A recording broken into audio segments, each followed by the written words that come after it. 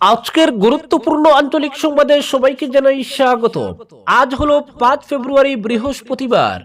আজকের সন্ধ্যার সমগ্র বরাক উপত্যকা তথা আসাম এবং দেশের গুরুত্বপূর্ণ বিশেষ বিশেষ খবর হলো: কমলাক্ষের টিকিট দাবিতে বিধি লঙ্ঘন হয়নি, বললেন প্রদেশ বিজেপি সভাপতি দিলীপ শইকিয়া। কাছাড়ে মাধ্যমিকে 26,385, উচ্চ মাধ্যমিকে 16,496। আকাশে মেঘ জমার আগেই প্রস্তুতির বীজ শক্ত করার নির্দেশ জেলা শাসক আয়ুষ গর্গের। বন্যা জোর মোকাবিলায় জেলা প্রশাসনের বৈঠক শিলচরে। সুরম ওয়াংচুককে কেন আটকে রাখা হয়েছে, জবাব চাইল সুপ্রিম কোর্ট। বদরপুরের ট্রেন থেকে 436 বোতল কফ সিরাপ উদ্ধার, গ্রেফতার যুবক। লক্ষ্মীপুর ডিএসের পরিকাঠামো উন্নয়নে 1 কোটি অনুদান মন্ত্রী কৌশিকের। কাজীর বাজারে শীঘ্রই বসছে 40টি স্ট্রিট লাইট ট্রাফিক পয়েন্ট, মন্ত্রী কৃষ্ণেন্দু পালের নির্দেশে পরিদর্শনে পূর্ত আধিকারিকরা। সিংলা রিজার্ভ ফরেস্টে ফের মিজু আগ্রাসন, সেগুন গাছ পাথারের অভিযোগ। নিম্নমানের কংক্রিটে দাঁড়ানো বিদ্যুতের খুঁটি, বর্ষা জুড়ে প্রাণহানির আশঙ্কা হাইলাকান্দির প্রত্যন্ত গ্রামাঞ্চলে। এবং সর্বশেষ খবরটি হলো, সংসদীয় গণতন্ত্র আক্রমণের মুখে মোদী সরকার ও আরএসএস কে তীব্র আক্রমণ খাড়গের। এবারে শুনুন বিস্তারিত খবর। কমলাক্ষের টিকিট দাবিতে বিধি লঙ্ঘন হয়নি, বললেন দিলীপ শইকিয়া। কাগজে কলমে এখনো কংগ্রেসের বিধায়ক কমলাক্ষ দেব পুরকায়স্থ। বিজেপির আনুষ্ঠানিক সদস্যপদ গ্রহণ না করেই দলের প্রার্থী হওয়ার ইচ্ছা প্রকাশ করেছেন। এই তথ্য সামনে আসতেই শুরু হয়েছে জোর আলোচনা। স্পষ্ট করে বলা হচ্ছে, এটি টিকিট পাওয়ার বিষয় নয়, বরং তিনি একজন প্রার্থী প্রত্যাশী হিসাবে আবেদন করেছেন। এ প্রসঙ্গে ব্যাখ্যা দিয়েছেন রাজ্য বিজেপির সভাপতি দিলীপ শইকিয়া। তার বক্তব্য, বিজেপিতে সদস্যপদ গ্রহণের জন্য প্রকাশ্য যোগদান অনুষ্ঠানই একমাত্র বাধ্যতামূলক পদ্ধতি নয়। মোবাইল ফোন থেকে মিসড কল দিলেই একজন ব্যক্তি দলের সদস্য হিসেবে নথিভুক্ত হয়ে যেতে পারেন। প্রযুক্তি নির্ভর এই প্রক্রিয়ায় আনুষ্ঠানিক যোগদান ছাড়াও সদস্য হওয়া সম্ভব। সেই প্রেক্ষিতেই কমলাক্ষের প্রার্থী হওয়ার আবেদনকে সাংগঠনিক নিয়মের পরিপন্থী বলা যায় না বলে ইঙ্গিত দেন তিনি। এরপর থেকেই জোরালো হয়েছে কমলাক্ষ দেব পুরকায়স্থের সম্ভাব্য দলবদল নিয়ে জল্পনা। রাজ্য বিজেপি সভাপতির ইঙ্গিত, বিধানসভা অধিবেশন শেষ হওয়ার পর অর্থাৎ ফেব্রুয়ারি মাসেই তার গেরুয়া শিবিরে যোগদানের সম্ভাবনা প্রবল। সবকিছু অনুকূলে থাকলে অধিবেশন পর্ব মিটলেই বিজেপিতে তার আনুষ্ঠানিক যোগদান হতে পারে, যদিও এ বিষয়ে এখনো কোনো চূড়ান্ত ঘোষণা আসেনি। দীর্ঘদিন ধরে সক্রিয় রাজনীতিতে থাকা কমলাক্ষ দেব পুরকায়স্থ রাজ্যের পরিচিত মুখ। বিভিন্ন সময়ে তার রাজনৈতিক অবস্থান ও ভূমিকা নিয়ে আলোচনা হয়েছে। সাম্প্রতিককালে বিজেপির হয়ে প্রার্থী হওয়ার আগ্রহ প্রকাশকে ঘিরে রাজনৈতিক মহলে শুরু হয়েছে নানা বিশ্লেষণ। অনেকের মতে, আসন্ন বিধানসভা নির্বাচনের আগে সম্ভাব্য প্রার্থীদের নিয়ে প্রাথমিক সমীকরণ যাচাই করতেই এই উদ্যোগ। দলীয় সূত্রের দাবি, কমলাক্ষ দেব পুরকায়স্থ বর্তমানে বিজেপির প্রার্থী প্রত্যাশীদের তালিকায় রয়েছেন। তার নাম নিয়ে দলীয় স্তরে আলোচনা চললেও টিকিটের বিষয়ে কোনো সিদ্ধান্ত এখনো হয়নি। সব মিলিয়ে প্রার্থী হওয়ার আগ্রহ, ফেব্রুয়ারির পর সম্ভাব্য যোগদান এবং রাজ্য বিজেপি সভাপতির ব্যাখ্যা, এই সব কিছু মিলিয়ে কমলাক্ষ দেব পুরকায়স্থকে ঘিরে জল্পনা এখন তুঙ্গে। পরবর্তী খবরটি হলো, 2026-এর মাধ্যমিক ও উচ্চ মাধ্যমিক পরীক্ষার প্রস্তুতি শেষের পথে। আগামী 10 ফেব্রুয়ারি থেকে রাজ্যে শুরু হচ্ছে মাধ্যমিক পরীক্ষা। উচ্চ মাধ্যমিক শুরু হচ্ছে 11 ফেব্রুয়ারি থেকে। নবগঠিত আসাম রাজ্য স্কুল শিক্ষা পরিষদের উদ্যোগে এবছরই প্রথমবার মাধ্যমিক ও উচ্চ মাধ্যমিক পরীক্ষা হচ্ছে। জেলা স্কুল পরিদর্শক কার্যালয় সূত্রে জানা গেছে, কাছাড়ে এবছর 48টি কেন্দ্রে মাধ্যমিক পরীক্ষা হবে। উচ্চ মাধ্যমিক পরীক্ষা নেওয়া হবে 32টি কেন্দ্রে। শিক্ষা বিভাগের তথ্য অনুযায়ী গত বছর থেকে এবারের মাধ্যমিক পরীক্ষায় নতুন করে বাড়ানো হয়েছে 4টি পরীক্ষা কেন্দ্র। নতুন পরীক্ষা কেন্দ্রগুলি হলো Chengkuri Bagan high school, Hatichhara model tea garden school, গঙ্গানগরের নিকামা হাইয়ার সেকেন্ডারি স্কুল এবং Bikrampur Golaknath higher secondary school. এদিকে গত বছরের তুলনায় নতুন করে 5টি পরীক্ষা কেন্দ্র বাড়ানো হয়েছে উচ্চ মাধ্যমিক পরীক্ষায়ও। নতুন পরীক্ষা কেন্দ্র হয়েছে Srikona higher secondary school, PC Barjalenga higher secondary school, Baleshwar higher secondary school, কচুদরমের RD Roy higher secondary school এবং শিলচরের Adharchand higher secondary school. Cachar জেলায় এবছর মাধ্যমিক পরীক্ষা দিচ্ছেন 26,385 জন। এর মধ্যে ছাত্র 11,368 এবং ছাত্রীর সংখ্যা 15,017। উচ্চ মাধ্যমিকে মোট পরীক্ষার্থী 16,496 জন।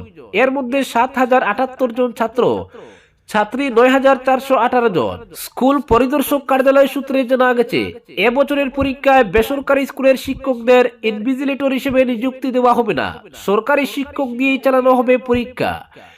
ঘাটতি পড়লে প্রাথমিক স্তরের সরকারি শিক্ষকদের দায়িত্বে নিয়ে আসা হবে। পরীক্ষা স্বচ্ছভাবে আয়োজনে প্রতিটি পরীক্ষা কেন্দ্রে থাকবে সিসিটিভি ক্যামেরা। পরবর্তী খবরটি হলো, কাজিরবাজারে শীঘ্রই 40টি স্ট্রিট লাইট, একটি হাইমাস্ট লাইট ও একটি ট্রাফিক পয়েন্ট স্থাপন করা হবে। পাশাপাশি বাজার এলাকার ভেতরে পূর্ত সড়কের পরিসরও বাড়ানো হবে। মন্ত্রী কৃষ্ণেন্দু পালের নির্দেশে বুধবার কাজিরবাজার এলাকা পরিদর্শন করে একথা জানান পূর্ত বিভাগের পাথারকান্দি রামকৃষ্ণনগর সংমণ্ডলের কার্যনির্বাহী বাস্তুকার সহ সংশ্লিষ্ট আধিকারিকরা। উল্লেখ্য, দীর্ঘদিন ধরে কাজিরবাজার বাজার কমিটি এই দাবিগুলি বাস্তবায়নের জন্য প্রচেষ্টা চালিয়ে আসছিল। সম্প্রতি বাজার কমিটির সভাপতি এনামুদ্দিন আবুল, সহ সভাপতি ও কাজিরবাজার পলডহর গ্রাম পঞ্চায়েতের সভানেত্রীর প্রতিনিধি জুনেল হোসেনের নেতৃত্বে এক প্রতিনিধি দল মন্ত্রী কৃষ্ণেন্দু পালের সঙ্গে সাক্ষাৎ করে একটি স্মারকপত্র প্রদান করেন।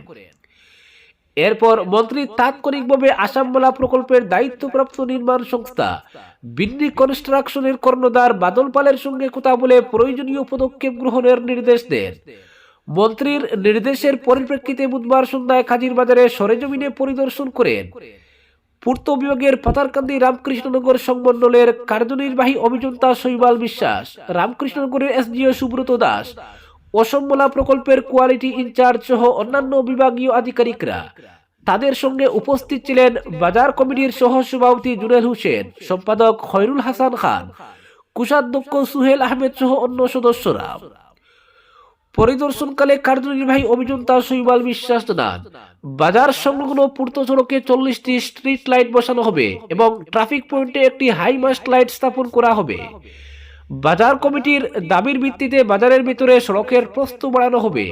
তিনি আরো জানান, সড়কের কাজ টেকসই ও মানসম্মত করতে ব্ল্যাক টপ দেওয়ার আগে 2 থেকে 3 দিন জলমারা বন্ধ রাখতে হবে এবং এই কাজে সকলের সহযোগিতা প্রয়োজন। পরবর্তী খবর, লক্ষ্মীপুর ডিএসের পরিকাঠামো উন্নয়নে 1 কোটি অনুদান মন্ত্রী কৌশিকের।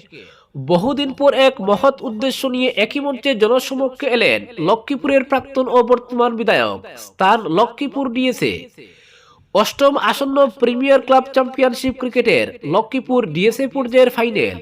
একই দিনে লক্ষ্মীপুর ডিএসএর পরিকাঠামো উন্নয়নে তারই অধীনস্থ বরাক উপত্যকা উন্নয়ন বিভাগ থেকে প্রদান করা 1 কোটি টাকার বিনিময়ে গ্যালারি নির্মাণ, সোলার প্যানেল লাগানো ও দ্বিতল ভবনের পরিকাঠামো উন্নয়নমূলক কাজের শিলান্যাস করলেন মন্ত্রী কৌশিক রায়। প্রসঙ্গত, তিনি লক্ষ্মীপুর বিধানসভা কেন্দ্রের বিধায়ক। দিল্লি যাওয়ার বিমান ধরার তাড়া থাকায় এক সংক্ষিপ্ত ভাষণ দেন মন্ত্রী কৌশিক রায়। বলেন, 2022 সালের 4 সেপ্টেম্বর লক্ষ্মীপুর এমএলএ কাপের ফাইনাল ম্যাচ ডিএসএ মাঠে অনুষ্ঠিত হয়েছিল। সেই সময় তিনি ডিএসএর পরিকাঠামো উন্নয়নে 50 লক্ষ টাকা দেওয়ার অনুদান ঘোষণা করেছিলেন। বিভিন্ন কারণে বিধায়ক হিসেবে কাজ করার সীমাবদ্ধ থাকায় সেটা সম্ভব হয়ে ওঠেনি, তবে চেষ্টা করছিলেন। এখন লক্ষ্মীপুরের জনগণের আশীর্বাদে মুখ্যমন্ত্রী বরাক উপত্যকা উন্নয়ন নামে নতুন বিভাগ তৈরি করে বিভাগটির প্রথম মন্ত্রী হিসেবে তাকে দায়িত্ব দিয়েছেন এবং সঙ্গে 100 কোটি টাকার তহবিলও এই বিভাগকে দিয়েছেন তিনি। এখন তহবিল হাতে আসায় সুযোগ তৈরি হয়েছে, তাই লক্ষ্মীপুর ডিএসএ কে 1 কোটি টাকা দেওয়া সম্ভব হচ্ছে। তিনি কৌতুক করে বলেন, যেহেতু 2022 সালে 50 লক্ষ দেওয়ার প্রতিশ্রুতি ছিল, এখন 4 বছরে 50 লক্ষের সুদ বৃদ্ধি পেয়ে মোট 1 কোটি টাকা হয়েছে, তাই 1 কোটি টাকা দেওয়া হলো। এই টাকা দিয়ে ডিএসএর পরিকাঠামো উন্নয়নের কাজ হবে। মন্ত্রী আরো বলেন, লক্ষ্মীপুরে ইনডোর স্টেডিয়ামের নির্মাণ কাজ সম্পন্ন হয়েছে। আরো একটি স্টেডিয়াম নির্মিত হয়েছে বিন্দাকান্দিতে। 2টি স্টেডিয়াম একই দিনে উদ্বোধন করার চেষ্টা করবেন। তিনি জানান, লাবক মাঠে 50 কোটি টাকার বিনিময়ে আরো একটি বড় স্টেডিয়াম নির্মাণের জন্য প্ল্যান এস্টিমেট তৈরি করা হয়েছে। ইতিমধ্যে বাগান কর্তৃপক্ষের কাছ থেকে এনওসি পাওয়া গেছে। পরবর্তী খবরটি হলো, জেলবন্দি সুনম ওয়াংচুককে নিয়ে ফের প্রশ্ন তুলল সুপ্রিম কোর্ট। শীর্ষ আদালত কেন্দ্রের কাছে জানতে চায়, ওয়াংচুকের বর্তমান শারীরিক অবস্থার কথা মাথায় রেখে তার আটক নিয়ে নতুন করে ভাবার কোনো সম্ভাবনা আছে কিনা বিচারপতি অরবিন্দ কুমার ও বিচারপতি পিবি বারালের বেঞ্চ মন্তব্য করে জানায়, ওয়াংচুকের স্বাস্থ্য রিপোর্ট সন্তোষজনক নয়। এই পরিস্থিতিতে আদালতের তরফে কেন্দ্রের প্রতিনিধি অতিরিক্ত সলিসিটর জেনারেল কে এম নটরাজকে বিষয়টি নিয়ে সংশ্লিষ্ট মহলের কাছ থেকে নির্দেশ নিতে বলা হয়।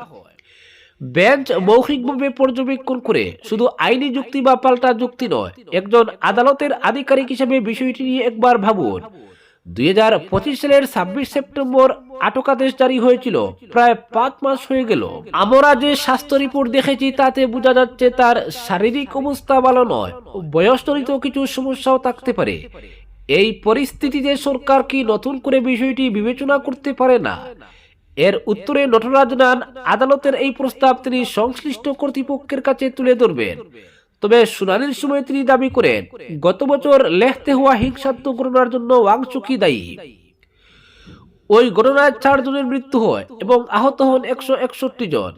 নটরাজের বক্তব্য অনুযায়ী ওয়াংচুকের উস্কানিমূলক বক্তব্য এই পরিস্থিতি উত্তপ্ত করেছিল। তিনি বলেন, কোনো ব্যক্তি সরাসরি হিংসায় অংশ না নিলেও একটি গোষ্ঠীকে প্রভাবিত করার ক্ষমতা থাকলেই তা যথেষ্ট। কেন্দ্রের আইনজীবী আরো জানান, ওয়াংচুকের আটকাদেশ 2025 সালের 3 অক্টোবর অনুমোদিত হয়েছিল এবং সেই অনুমোদনের বিরুদ্ধে কোনো চ্যালেঞ্জ জানানো হয়নি। এই মামলার শুনানি এখনো অসম্পূর্ণ রয়েছে এবং আজ তা ফের চলবে।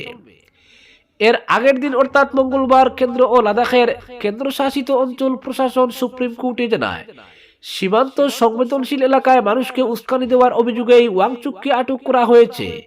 সলিসিটর জেনারেল তুষার মেহতা আদালতে বলেন, জাতীয় নিরাপত্তা আইন অনুযায়ী ওয়াংচুকের বিরুদ্ধে আটকাদেশ জারির ক্ষেত্রে সমস্ত প্রক্রিয়াগত সুরক্ষা মেনেই পদক্ষেপ করা হয়েছে। কেন্দ্রের তরফে আরো দাবি করা হয়, ওয়াংচুক জেএনজিকে নেপাল ও বাংলাদেশের মতো আন্দোলনের প্রতি নামতে প্ররোচিত করার চেষ্টা করেছিলেন। উল্লেখ্য, সুরম ওয়াংচুকের স্ত্রী গীতাঞ্জলি যে দায়ের করা আবেদনের ভিত্তিতে এই মামলার শুনানি চলছে। পরবর্তী খবরটি হলো, বর্ষার প্রথম মেঘ আকাশে জমার আগেই প্রস্তুতির বীজ শক্ত করতে চাইছে কাছাড় জেলা প্রশাসন। বারবার বন্যা ও প্রাকৃতিক বিপর্যয়ের অভিজ্ঞতা থেকে শিক্ষা নিয়ে এবার প্রতিক্রিয়ার বদলে আগাম প্রতিরোধে জোর দিচ্ছে প্রশাসন। স্পষ্ট ভাষায় সেই বার্তাই দিলেন কাছাড়ের জেলা শাসক আয়ুষ গড়। তার বক্তব্য, দুর্যোগ কখনো ফাইল নোটিং শেষ হওয়ার জন্য অপেক্ষা করে না, তাই কাগজে নয় ক্ষেত্র পর্যায়ে প্রস্তুতি দৃশ্যমান হতে হবে। জেলা শাসকের নবনির্মিত সম্মেলন কক্ষে জেলা দুর্যোগ ব্যবস্থাপনা কর্তৃপক্ষের এক উচ্চ পর্যায়ের বৈঠকে পৌরোহিত্য করে প্রাক বর্ষা ও ঝড় মোকাবিলার প্রস্তুতি খতিয়ে দেখেন জেলা শাসক আয়ুষ গড়। বৈঠকে উপস্থিত ছিলেন চক্র আধিকারিক থেকে শুরু করে বিভিন্ন গুরুত্বপূর্ণ বিভাগের শীর্ষ আধিকারিকরা। এদিন বক্তব্য রাখতে গিয়ে জেলা শাসক বলেন, দুর্যোগ ব্যবস্থাপনা কোনো একদিনের কাজ নয়, এটি একটি ধারাবাহিক ও সমন্বিত প্রক্রিয়া যেখানে প্রত্যেকটি বিভাগের ভূমিকা সমান গুরুত্বপূর্ণ। কাছাড় জেলার ভৌগোলিক অবস্থানের কথা তুলে ধরে জেলা শাসক বলেন, এই জেলা বছরের পর বছর বন্যার মুখোমুখি হয়েছে। নদী ভাঙ্গন, জলাবদ্ধতা ও অতিবৃষ্টির ফলে মানুষের জীবন ও জীবিকা বারবার বিপন্ন হয়েছে। সেই অভিজ্ঞতা থেকেই প্রশাসনের ভাবনায় পরিবর্তন আনার সময় এসেছে। বিপর্যয়ের পরে ছুটাছুটি নয়, বিপর্যয়ের আগেই প্রস্তুতি হওয়া উচিত আমাদের প্রধান লক্ষ্য। জোর দিয়ে বলেন তিনি, বাঁধ, নদী তীর সংরক্ষণ ব্যবস্থা, ড্রেনেজ ও নিকাশি ব্যবস্থার উপর বিশেষ গুরুত্ব আরোপ করে জেলা শাসক গড় নির্দেশ দেন, এগুলির নিয়মিত পরিদর্শন ও রক্ষণাবেক্ষণে কোনো গাফিলতি চলবে না। তার কথায়, অনেক সময় ছোটখাটো অবহেলা বর্ষাকালে বড় বিপর্যয়ের জন্ম দেয়, তাই সম্ভাব্য দুর্বল জায়গাগুলি আগেভাগেই চিহ্নিত করে অবিলম্বে সংস্কারমূলক ব্যবস্থা নিতে হবে। প্রশাসনের লক্ষ্য হওয়া উচিত ক্ষতির পর হিসেব নয়, ক্ষতি যাতে না হয় সেই ব্যবস্থা নিশ্চিত করা। ত্রাণ ও জরুরি পদক্ষেপের প্রসঙ্গে জেলা শাসক বলেন, দুর্যোগের প্রথম কয়েক ঘন্টাই সবচেয়ে গুরুত্বপূর্ণ। সেই সময় দ্রুত কাজ করতে পারলেই প্রাণহানি ও ক্ষয়ক্ষতি অনেকটাই কমানো সম্ভব। পর্যাপ্ত ত্রাণ সামগ্রী মজুত রাখা, প্রশিক্ষিত ও দ্রুত মোতায়েনযোগ্য রেসপন্স টিম প্রস্তুত রাখা এবং জরুরি চিকিৎসা পরিষেবা সক্রিয় রাখার উপর বিশেষ জোর দেন তিনি। বিশেষ করে বন্যা প্রবণ ও নিম্নাঞ্চলগুলিতে চিকিৎসা পরিষেবা যেন কোনো অবস্থাতেই ব্যাহত না হয় সে বিষয়ে সংশ্লিষ্ট বিভাগগুলিকে সতর্ক থাকতে নির্দেশ দেন তিনি।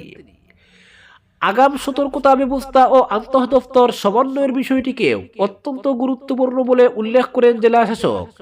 তার মতে সময়মতো আবহাওয়া সংক্রান্ত সতর্কবার্তা পৌঁছানো এবং দফতরগুলির মধ্যে নিরবিচ্ছিন্ন যোগাযোগ বজায় থাকলে দুর্যোগ পরিস্থিতিতে বিভ্রান্তি অনেকটাই কমানো সম্ভব। প্রতিকূল আবহাওয়ার সময় তথ্য আদান প্রদানের ক্ষেত্রে কোনো শিথিলতা না রাখার নির্দেশও দেন তিনি। বৈঠকে গত বছরে জেলা দুর্যোগ ব্যবস্থাপনা কর্তৃপক্ষ এবং বিভিন্ন লাইন ডিপার্টমেন্টের গৃহীত পদক্ষেপ ও কাজকর্ম নিয়ে একটি বিস্তারিত পাওয়ার পয়েন্ট প্রেজেন্টেশন উপস্থাপন করা হয়। সেই উপস্থাপনার মাধ্যমে কোন ক্ষেত্রে অগ্রগতি হয়েছে এবং কোথায় আরো উন্নতির প্রয়োজন রয়েছে তা নিয়ে আলোচনা হয়। আজকের বিশেষ সংবাদ এখানেই সমাপ্ত।